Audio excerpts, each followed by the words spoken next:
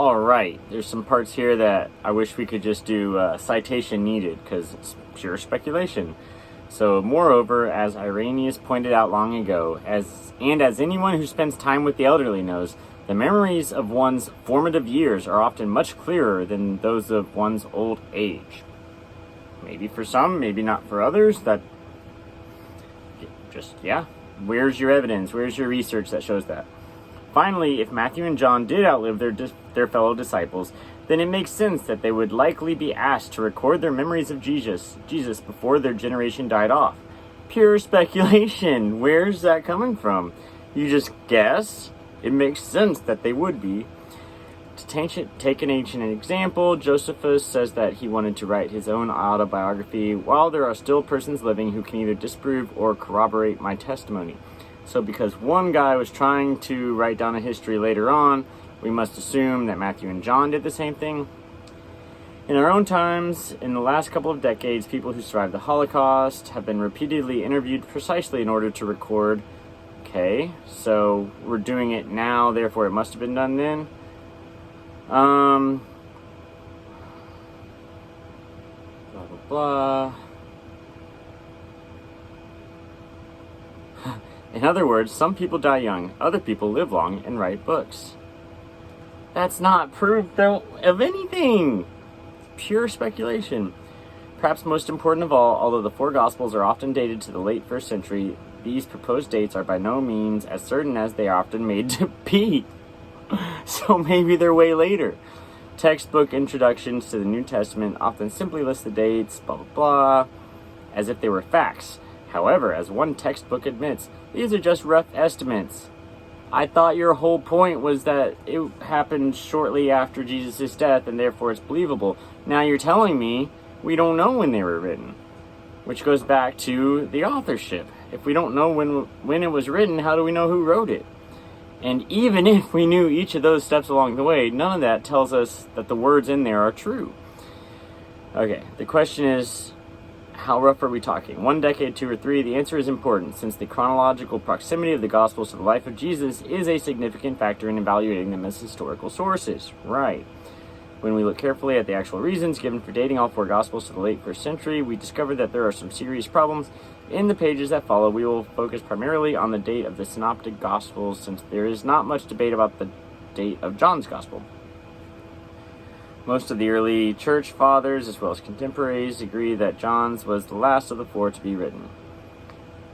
The first major reason often given for dating the Synoptic Gospels to the late 1st century AD is based on how some scholars interpret Jesus' prophecies of the destruction of the temple in Jerusalem. In each of the Synoptic Gospels, Jesus declares that the temple will one day be completely destroyed. Blah, blah, blah.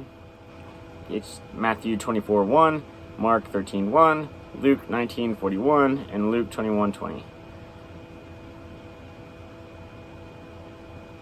Although, now that I'm skimming through those, they really don't agree, and they're not telling us what's, like, one just says Jerusalem will be surrounded by armies. Blah, blah, blah. Another one says none of the great buildings will be standing. Okay, according to some scholars, Jesus' oracles about the destruction of the temple are not actual prophecies delivered almost 40 years before the event. Instead, these scholars think that these parts of the Gospel of Mark were written up after the fact by later Christians, blah, blah, blah. According to this theory, the reason the Gospels of Mark, Matthew, and Luke contain more details about how Jerusalem will be destroyed is that their accounts were written even longer after the destruction of the temple than Mark's was. As a result, Matthew and Luke's Gospels get dated to the 80s and 90s of the 1st century. This is the primary foundation for dating the Synoptic Gospels. The argument rests almost entirely on the claim that Jesus' prophecies about the destruction of the Jerusalem temple were written up after the fact. Read through the Synoptic Gospels for yourself and see. There is no other historical event on which to anchor the dating of the Gospels to the late 1st century.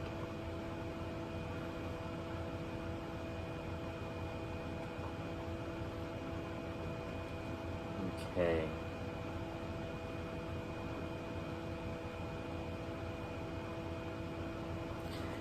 So, basically, One of the reasons for thinking they were written late in the 1st century is because a few of the lines describe what could be interpreted to have happened, and so this author is making the argument that if Jesus had actually predicted it, then these could have been written even earlier.